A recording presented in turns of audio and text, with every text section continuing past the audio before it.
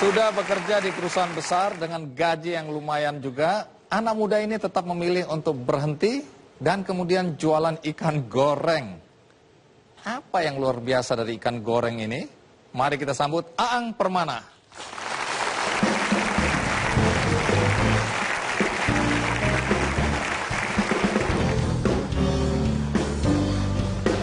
Terima kasih.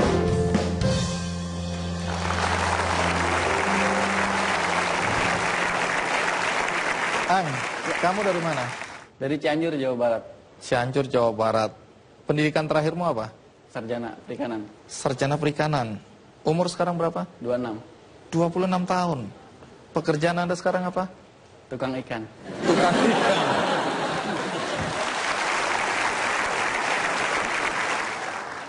Tukang ikan. Ya. Oke, nanti kita usut ya. Sekarang kita lihat dulu liputan berikut ini.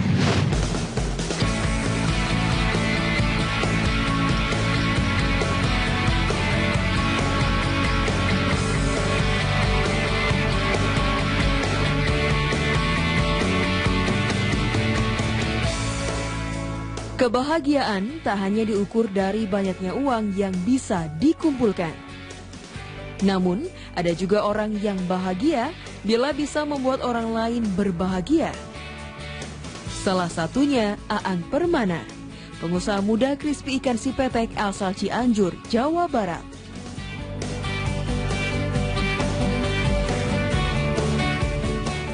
Demi meningkatkan kesejahteraan hidup penduduk di kampung halamannya, bahkan Aang Permana rela keluar dari perusahaan migas dan melepas gaji besarnya untuk memilih membuka usaha crispy ikan sipetek. Ya sedikit kecewa lah gitu. Jauh-jauh udah dapat kerja gitu. Ini dia mau keluar, sedangkan cari kerja kan susah. Ya pokoknya mah insya Allah katanya mau ngebuktiin bahwa jalan ini yang terbaik katanya buat Aang gitu. Mudah-mudahan ini usahanya semakin berkembang, bisa membantu semua keluarga dan masyarakat di sini gitu.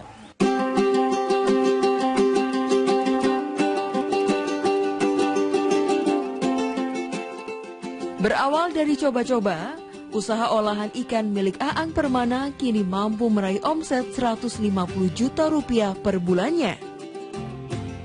Ide membuat usaha olahan ikan muncul ketika Aang masih bekerja di perusahaan migas dan seringnya pergi ke daerah-daerah dan melihat tiap daerah memiliki potensi perikanan yang tinggi. Di Cianjur, Jawa Barat, tepatnya di sekitar Waduk Cirata, banyak sekali ditemukan ikan petek. Lalu, Aang yang merupakan lulusan IPB meminta temannya untuk memeriksa kandungan ikan petek yang ternyata memiliki kandungan protein dan kalsium cukup tinggi. Aang sengaja melibatkan kaum ibu yang sudah berumur dalam memproduksi crispy ikannya sebagai langkah dalam membantu perekonomian warga karena para ibu memiliki upah sesuai UMR. Bahkan, secara tidak langsung kegiatan produk olahan ikan milik Aang ini juga melibatkan para nelayan di sekitar Waduk Cirata. Saat ini, produk olahan ikan milik Aang sudah tersebar di berbagai kota di Indonesia. Bahkan, Aang juga menjual produk olahannya di toko online. Kini, Aang Permana merasa bahagia karena ada perubahan di desanya dalam hal perekonomian.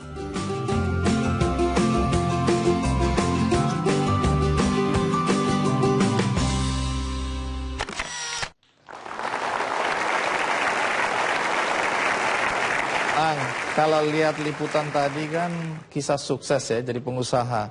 Tapi dengar-dengar hidupmu sebenarnya dari kecil susah ya. Bahkan ayah dulu sempat di PHK jadi tukang tambal ban, ya, buka toko kelontong. Ya. Kemudian kamu sekolah aja harus berbekal surat keterangan tidak mampu atau surat keterangan miskin. Surat sakti itu. Oh, surat sakti. Iya. Coba, apa yang terjadi di masa kecilmu? Ya jadi saya lahir dan dibesarkan dari keluarga yang sangat sederhana. untuk bisa sekolah tadi saya harus menggunakan SKTM supaya bisa sekolah gratis gitu kan. Sampai SMA pun semuanya dibiayai. SKTM itu surat keterangan? Surat keterangan tidak mampu. Karena dulu tuh belum ada program BOS yang kayak sekarang. Jadi dulu harus ngurus itu. Sampai SMA semuanya dibiayai full. Jadi saya sekolah di salah satu SMA milik Provinsi Jawa Barat. Itu orang-orangnya itu yang katanya berprestasi tapi tidak mampu gitu, kayak gitu. Jadi semua dari makan, pakaian dan lain-lain diasramakan di sana semuanya gratis. Karena menggunakan surat sakti tadi. Oke. Emang orang tua pekerjaannya apa? Tadinya ayah kerja di pabrik pupuk, cuman PHK 98, jadi keluar terus berbagai usaha telah dijalani kayak buka tambal ban, jual bensin, terus sempat jualan jepitan rambut buat anak-anak SD gitu, keliling-keliling kayak gitu. Ayahmu? Iya. Kalau ibu? Ibu yang membantu. Sempat buka warung, jualan rujak dan kayak gitu. Nah, dengan kondisi seperti itu, bagaimana mungkin Aang bisa jadi sarjana? Ya, jadi setelah saya lulus SMA? Lulus SMA, ya.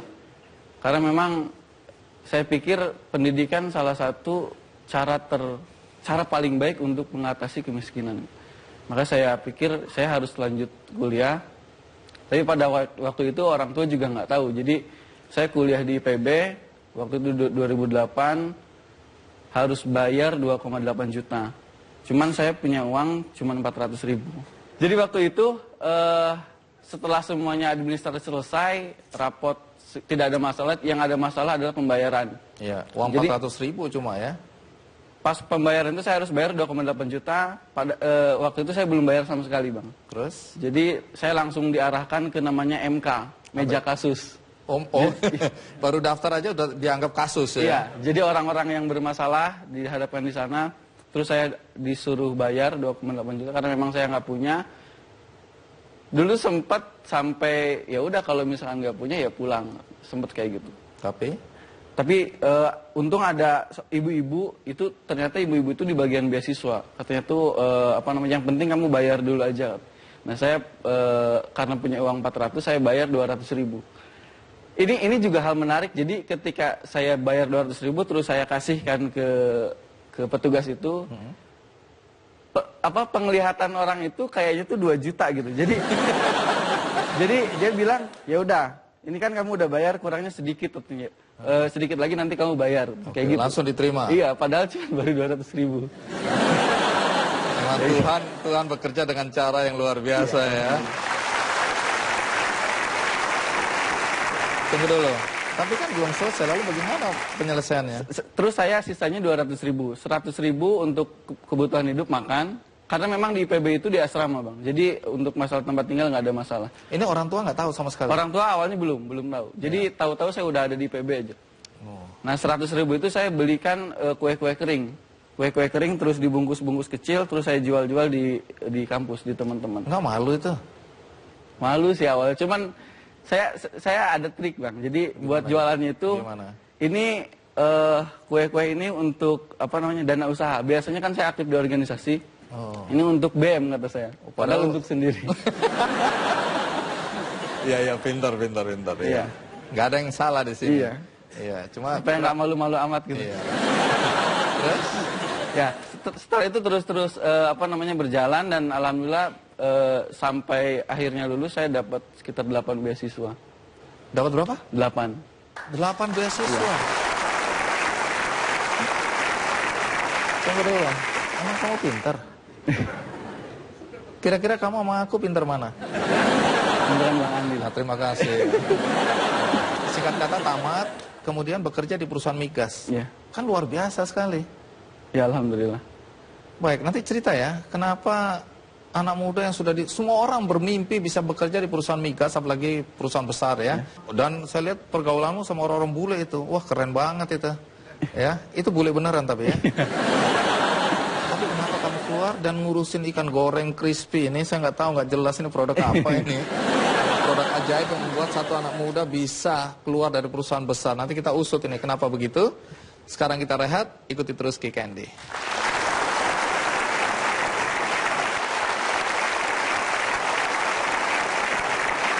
Terima kasih Anda masih bersama saya di acara Ki Candy.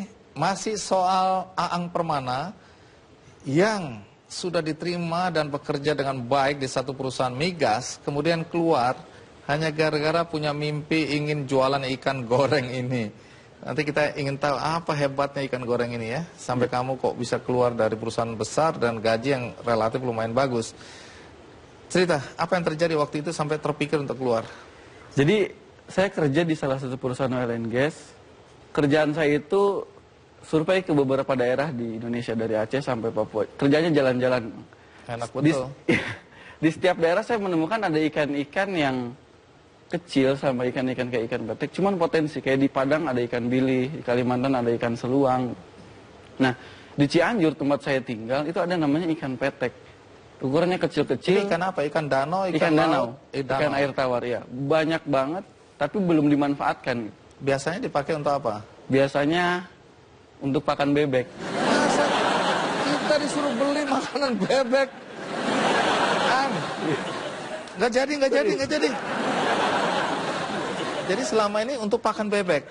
Awalnya, sekarang untuk pakan manusia. Pinter berkelit dia ya.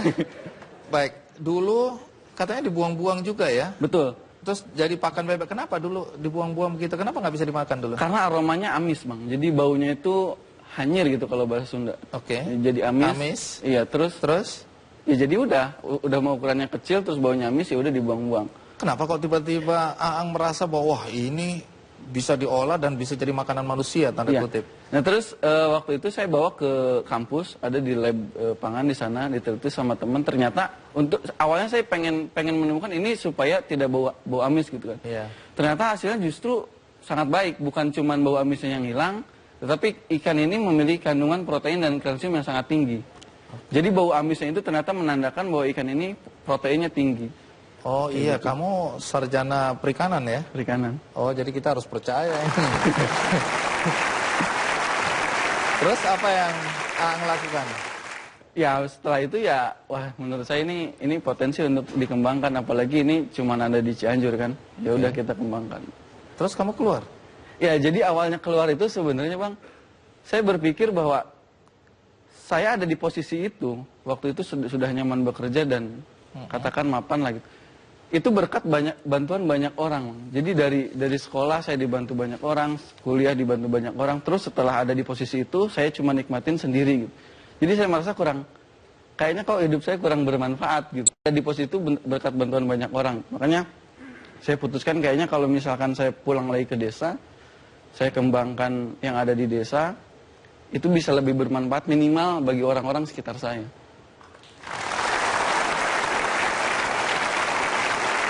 Lalu langkah pertama apa yang kamu lakukan? Dan berapa modal yang disiapkan waktu itu?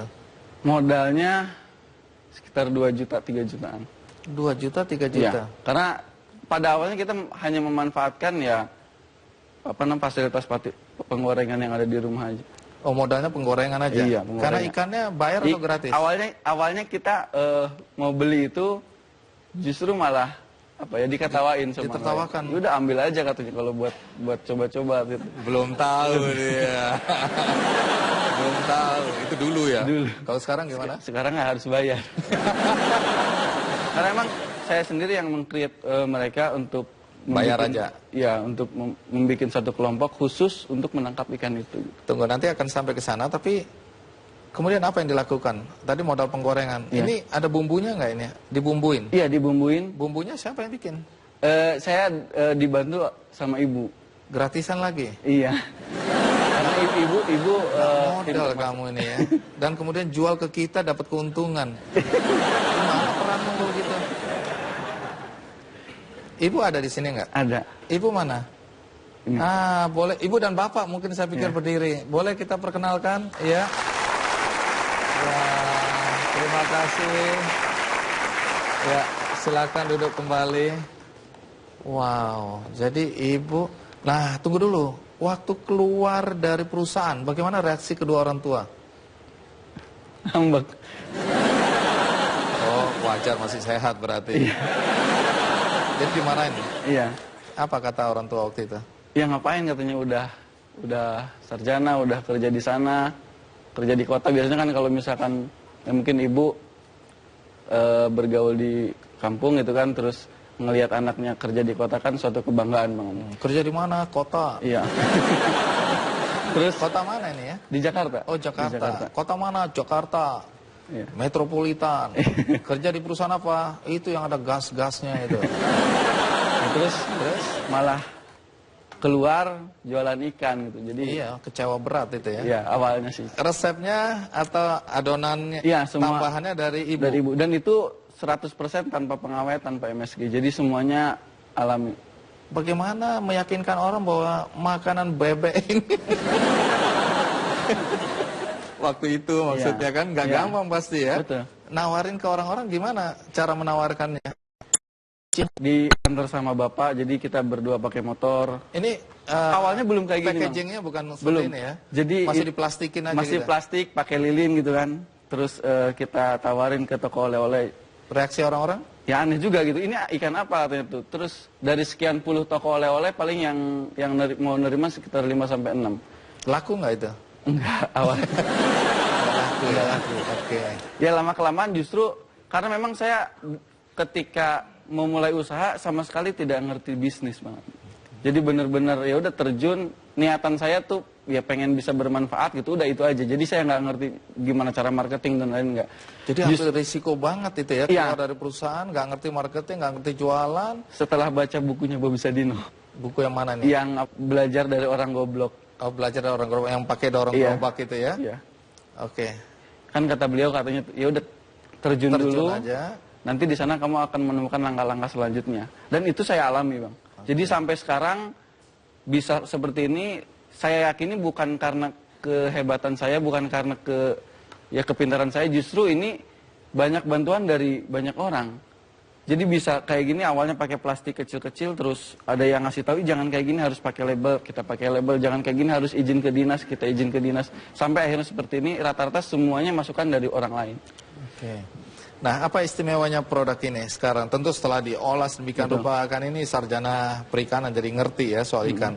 Setelah diolah sedemikian rupa, kemudian dikasih bumbu, Iya. apa kelebihan dari crispy ikan si petek ini? Jadi gini, Bang, biasanya orang-orang sulit makan ikan atau nggak mau makan ikan gara-gara prosesnya lama. Iya. Harus menyiang ikan, terus baunya anyir dan lain-lain, harus digoreng, ada durinya segala macam. Nah, kita memberikan inovasi, jadi membuat ikan 100% full ikan yang siap makan tanpa harus menggoreng, tanpa harus berbau-bau dengan bau ikan. Jadi ikan ini udah ketika dibuka dari kemasannya udah tinggal makan kayak gitu. Oh, nggak perlu digoreng Nggak perlu dulu? digoreng. Jadi Langsung dimakan? praktis. Ini sekarang dijual di mana aja? Hampir 90% online. Oh, dijual di online? Iya. Oke, di mana saja itu? Ya di beberapa lapak online kayak Bukalapak, Tokopedia, Facebook, Instagram dan lain-lain.